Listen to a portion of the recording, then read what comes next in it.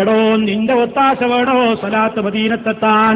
നിന്റെ ഒരു പ്രത്യേകമായ സപ്പോർട്ട് വേണോ? നബി സല്ലല്ലാഹു അലൈഹി വസല്ലമിന് വേണ്ടി സ്വലാത്ത് ചൊല്ലുന്നവരുടെ സ്വലാത്ത് സലാമുകൾ അല്ലാഹു തന്നെ എത്തിച്ചു കൊടുക്കാൻ ഏർപ്പാട് ചെയ്തിട്ടില്ലേ?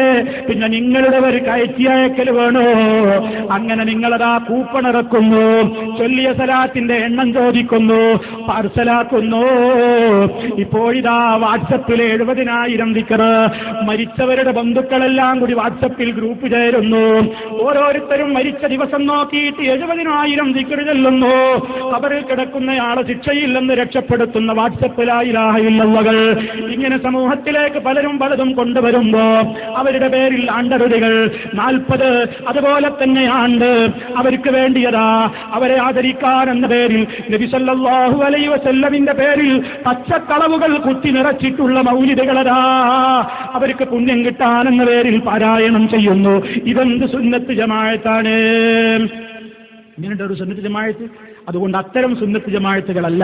മരിച്ചവർക്ക് വേണ്ടി അല്ലാഹുവിന്റെ റസൂൽ സല്ലല്ലാഹു അലൈഹി വസല്ലമ എന്തൊക്കെ ചെയ്താലാണോ കാര്യം കിട്ടുക എന്ന് പറഞ്ഞിട്ടുള്ളതെങ്കിൽ അതൊക്കെ ചെയ്യുന്നവർ മുജാഹിദുകളാണ്. അതവർ നിത്യജീവിതത്തിൽ തന്നെ ചെയ്യുന്നു. സ്വന്തം കാര്യത്തിന് ചെയ്യും, മറ്റുള്ളവർക്ക് കാര്യം കിട്ടാനും ചെയ്യും. അത് മാതൃകയുള്ളവ മാത്രം ചെയ്യുന്നു. അതല്ലാതെ മാലിയും മൗലൂദും പാടുക, റാത്തീബ് ചൊല്ലുക, ദിക്ർ ചൊല്ലുക, ആ നിലക്കുള്ള ദിക്റുകൾ, ഹദ്ദാദുകൾ, ലാ കണ്ണ ഇല്ലല്ലാ, ലാ മൂക്ക ഇല്ലല്ലാ, ലാ നാക്ക ഇല്ലല്ലാ, ലാ വയറ ഇല്ലല്ലാ എന്നൊക്കെ പറഞ്ഞിട്ട് എല്ലാ അവയവങ്ങളെയും അള്ളയാക്കുന്ന പൊട്ടൻ ദിക്റുകൾ, അതുപോലെ തന്നെ ആട്ടങ്ങള്, ഹൂഹു ശബ്ദങ്ങള്, ലാലാ എന്ന സംഗീതങ്ങൾ, ഇല്ല ഇല്ല അല്ല അല്ല എന്ന പാട്ടുകള്, അതുപോലെ തന്നെ ഉറുക്കുകെട്ടല്, ഏലസ് കെട്ടല്, ആ നിലക്കുള്ള മുഴുവൻ സമ്പ്രദായങ്ങളും വീടിന് കാവലായിക്കൊണ്ട് വീടിന്റെ 4 മൂലയിലും കുപ്പിതൂക്കൽ, അതുപോലെ തന്നെ പെട്ടിതൂക്കൽ, അതുപോലെ തന്നെ തകിടതൂക്കൽ, ഇങ്ങനെയുള്ള മന്ത്രതന്ത്രാദികളും, അതുപോലെ തന്നെ ഹോമം മുട്ടെറുക്കലും കെട്ടെറുക്കലും, അതുപോലെ തന്നെ ഇത്തരത്തിലുള്ള ഇല്ലാത്ത പല രൂപത്തിലുള്ള സമ്പ്രദായങ്ങളും ചെയ്യുന്ന വകയേടുകളിൽ കാണുന്ന ഒരു കഥയുമില്ലാത്ത ആരൊക്കെയോ കൂട്ടിച്ചേർത്ത വകകളല്ല ഇസ്ലാമെന്ന് പറയുന്നത്. അത് മുത്ത് മുസ്തഫ പഠിപ്പിച്ച ദിക്റുകളുണ്ട്. അതിലൂടെ നമുക്ക് സമാധാനം കിട്ടും. ഉമ്മ പെങ്ങളെ, അലാ ബിദിക്രില്ലാഹ്,